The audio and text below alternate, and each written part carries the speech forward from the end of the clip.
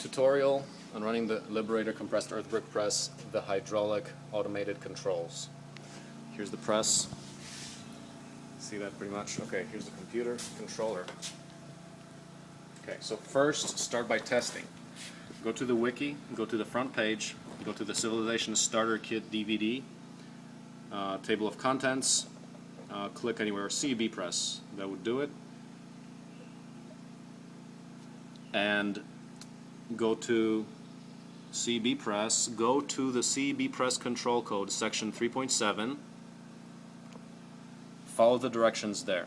So basically, that shows the code for continuous operation and testing. So before you start the machine, let's test the code.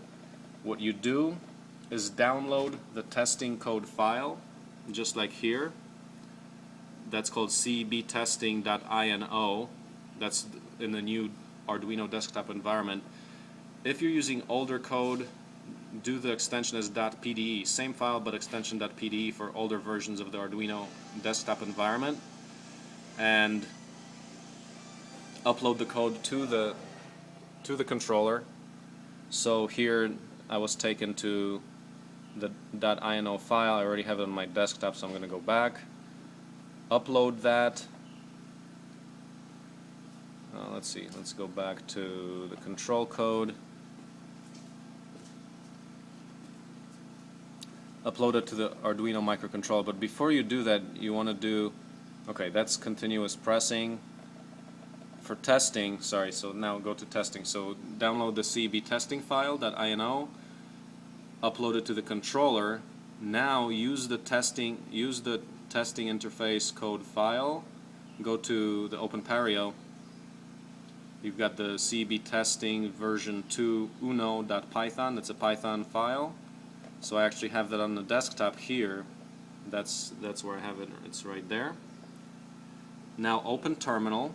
So you open up the terminal, go to the desktop. So I'm going to go change directory to the desktop, and then run the CEB testing v2 uno file. Okay, so it gets you this interface for testing, and then you can test all the individual sensors. So with the USB cord plugged from the computer to the Arduino, you see that. So that's, if you unplug that, the light goes off, but this, now just the computer is powering up the Arduino.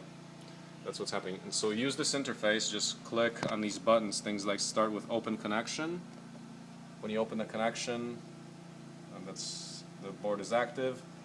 So now you can press all the individual MOSFETs, turning on power to different parts of the solenoid. So you can click on 3, 6, 9, 10, 11. But basically, yeah, so you see that one blinking there. I'm going to switch it to the next one. Well, let's see, that's 3, that's 6, 9, 10, 11. So you see those blinking lights there. You can also make the LED blink. So that's what happens there. That's just for testing that we are communicating with the Arduino board. Then you can close connection, and that's what happens. So that's the basics for testing the code. Now the next part will be how you actually run the machine with power. Right now I'm just using the computer for power. Next step is using this cord right here. That's the terminal connection. It's going to go to the battery, but we'll do that next. Now that's live power. You can burn out this board if you're not careful, so you gotta be careful about that. Make sure the polarity on the battery is, that's the first thing, make sure the polarity is correct, but we'll do that next.